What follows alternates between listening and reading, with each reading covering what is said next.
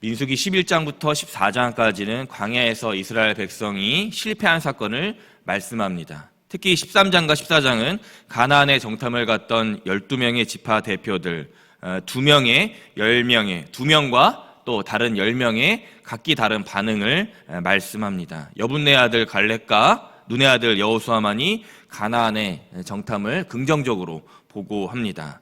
믿음의 눈으로 담대하게 하나님 주신 땅을 보지 못하고 있는 10명 지파장과 또 그 10명 지파장을 따르고 있는 수많은 이스라엘 백성들, 반면에 믿음의 눈으로 담대하게 하나님 주신 땅을 문제를 돌파하는 2명 갈렙과 여호수아, 그리고 이들의 긍정적인 답변을 받고 있는 모세와 아론, 이 4명 정도가 불평과 불만을 늘여놓는 이스라엘 백성들과 오늘 말씀에서 마주하고 있습니다. 민수기 14장 1절입니다.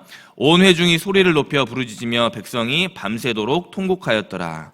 온 회중이 원망과 불평으로 밤이 새도록 울며 통곡합니다. 차라리 애굽에서 죽었으면 좋았겠다. 이 광야에서 지금 우리가 당장 목매달고 죽었으면 좋겠다. 왜 괜히 가나안 거민들을 건드려서 우리를 위태롭게 하고 있느냐? 모세와 아론, 여호수아와 갈렙에게 원망하고 있는 것입니다.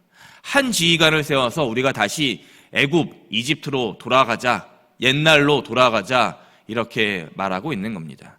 이보다 더한 원망과 불평이 또 있을까?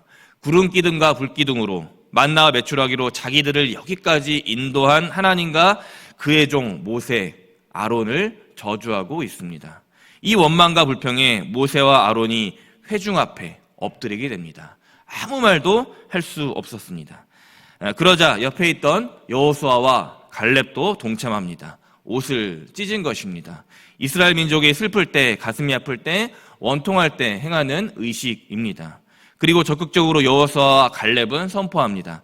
우리가 본 그 땅은 매우 아름답다. 그것도 심히 아름다운 땅이다. 라고 그러면서 이렇게 백성들에게 말씀합니다. 14장 8절입니다. 여호와께서 우리를 기뻐하시면 우리를 그 땅으로 인도하여 들이시고 그 땅을 우리에게 주시리라. 이는 과연 젖과 꿀이 흐르는 땅이니라. 아멘. 가나안 땅으로 들어갈 수 있는 제1의 첫 번째 단 하나의 조건, 여호와께서 기뻐하시면입니다. 그러나 하나님께서는 기쁘지 않으셨습니다. 여호수아와 갈렙, 모세와 아론은 하나님의 진노가 바로 코앞에까지 왔다라는 것을 직감하고 있었습니다.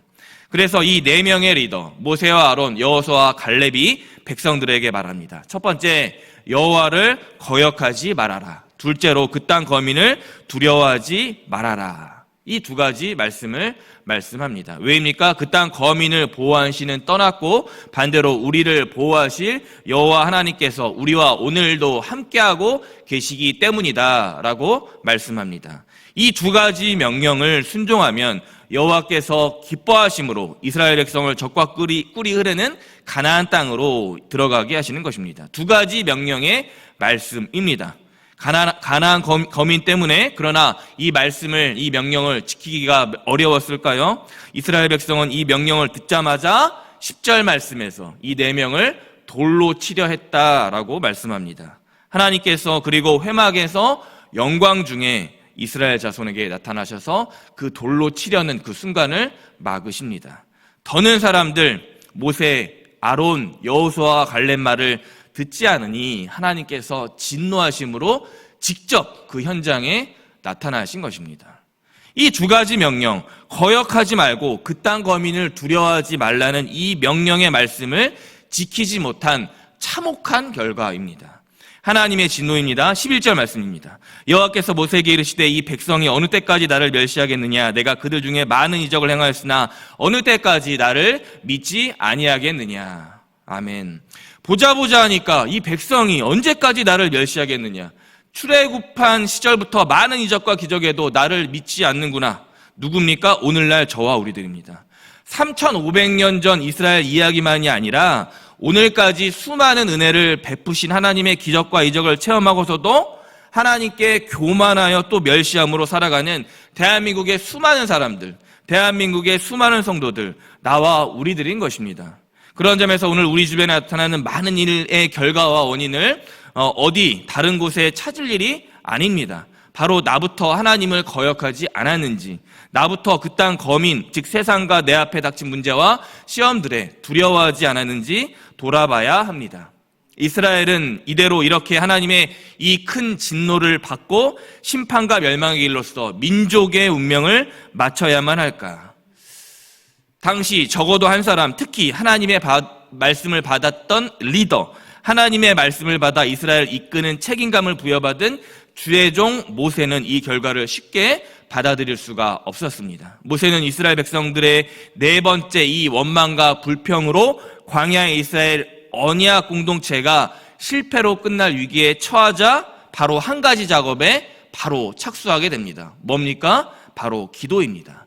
14장 13절 말씀입니다. 모세가 여호와께 여짜오되 애굽인 중에서 주의 능력으로 이 백성을 인도하여 내셨거늘 그리하시면 그들이 듣고. 아멘. 부모님이 자식을 훈계했다고 해서 훈계받은 자식이 그 상황을, 혼난 상황을 포기하면 안 되죠. 집을 나가면 안 되죠. 또 남편이 아내에게 꾸지람을 들었다라고 해서 그 상황을 그대로 끝내면 안 됩니다. 남편이 집을 나가면 안 되는 것입니다. 상황을 역전시킬 방법을, 상황을 해결시킬 방법을 찾아야 합니다. 모세는 그것이 하나님께 간청하는 기도, 간구하는 기도 외에는 아무것도 없다라고 말씀합니다. 이것은 예수께서 마가복음 9장에 귀신 들린 아들을 못 고치는 제자들에게 하셨던 권면의 말씀과 같습니다. 마가복음 9장 28절 29절입니다.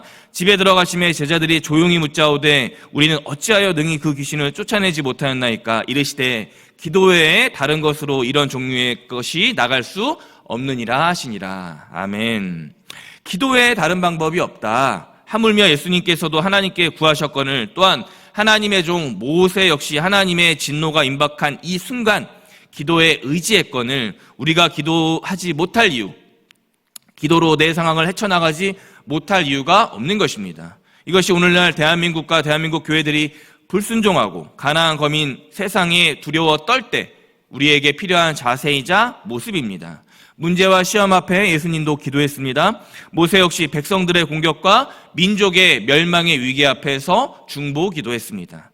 저 어리들 역시 월요일 아침 하나님께 간절히 우리의 문제와 시험, 걱정, 아픔과 슬픔의 기도 제목 가지고 나왔지 않습니까? 그런 점에서 우리는 올해 3분의 1이 지나가는 이 시점에 더욱더 기도에 매진해야 합니다. 이 앞에, 왼쪽 앞에 우리 교회 표 365 미션 100 기도운동에 힘써 기도해야 합니다. 또 슬픔과 혼란 중에 있는 자, 육신과 고통, 슬픔에 처한 자들을 위해서, 민족과 사회에서 억울하게 세상을 떠난 자들을 위해서 기도해야 합니다. 뿐만 아니라 우크라이나, 튀르키예, 시리아 난민들과 중동의 분쟁 지역, 특별히 우리 형제 북한을 위해서 간절히 기도해야 하는 것입니다. 이것만 보아도 우리는 하나님께로 마음을 모아 지극정성의 기도를 간절히 올려드려야 하는 것입니다. 모세는 14장 13절부터 19절까지 무려 7절에 걸쳐서 하나님께 간구하는 기도를 올리고 있습니다. 17절입니다. 이제 구하옵나니 이미 말씀하신 대로 주의 큰 권능을 나타내옵소서. 아멘. 하나님의 은혜를 먼저 올려드린 뒤에 모세는 더 간절히 구합니다. 힘을 다해 간청합니다. 17절 말씀 앞에 이제 구하옵나니, 이제 구하옵나니. 18절에 하나님의 정의와 공의로 심판하시지만은 노하기를 더디하시고 인자가 많은 하나님, 우리의 죄악과 허물을 사하여 덮어 주옵소서라고 말씀합니다. 그것뿐만이 아닙니다. 19절 말씀입니다. 구하옵나니 주의 인자의 광대하심을 따라 이 백성의 죄악을 사하시되 애굽에서부터 지금까지 이 백성을 사하신 것 같이 우리를 사하시옵소서. 아멘. 두 번째로 구하옵나니 인자하신 하나님, 백성의 죄악을, 우리의 죄를 사하시고 오늘까지 내 죄를 사한 것처럼 우리를 사하여 주옵소서. 두 번째로 모세가 구하는 것입니다. 모세는 17절, 19절에 두 번에 걸쳐 이 구하옵나니라는 기도를 올려드립니다. 저 우리는 오늘 무엇을 구하는 기도를 올립니까? 나와 우리의 가족, 기도 제목도 중차대하지만 모세의 이 기도, 간청하는 구하옵나니라는 이 기도처럼 내게 맡겨진, 또 내게 내가 책임지고 가야 할, 또 우리가 맡아야 할 지역, 사회, 민족과 세계를 향한 기도를 잊지 말아야 하겠습니다. 말씀을 맺습니다. 결국 하나님께서 이 모세의 간청한 간곡한 이 구원난이 기도로서 20절의 백성의 죄를 사하십니다. 21절에서 23절까지 비록 광야의 이스라엘 백성의 죄를 물으셔서 40년 광야 세월을 주시지만 24절에 내 종 갈렙을 가나안 땅으로 인도하시고 그 땅을 허락하십니다. 사랑하는 법함교회 성도님들 여러분, 우리는 이제 코로나를 뒤로하고 영적 도약의 2023년 4월을 보내고 있습니다. 부활의 주님을 맞이한 우리가 급변하는 정세와 어지러운 세상 속에서 뭘 해야겠습니까? 바로 말씀 가지고 하나님께 기도하는 것입니다. 그 기도가 우리 자신은 물론이고 우리에게 특별히 맡겨진 사람들, 우리가 책임지고 가야 될 사람들, 민족과 나라를 하나님께 드림으로 구원의 길, 하나님이 예배하신 영적 가나안 땅으로 이끌어 가시게 하는 하나님의 원동력이 되기 때문입니다. 부디 바라는 것은 저와 여러분 모두 다른 어떤 것보다 기도와 말씀에 깨어 하나님을 기쁘시게 함으로 나도 살고 내 주위도 살리는 복된 인생 됩시다. 그렇게 인도하실 주님을 찬양하며 이 한 주 그렇게 주님의 이름으로 간절히 축원합니다. 아멘. 그러나 내 종 갈렙은 그 마음이 그들과 달라서 나를 온전히 따랐은즉 그가 갔던 땅으로 내가 그를 인도하여 드리리니 그의 자손이 그 땅을 차지하리라. 아멘. 주님, 월요일 아침 생명의 말씀으로 우리의 심령을 일깨우시니 감사합니다. 민수기 14장 하나님을 기쁘시게 하는 강구하는 인생 되게 하여 주옵소서. 날 죄에서 구원하신 예수 그리스도의 이름 부르며 간절히 기도드렸습니다. 아멘.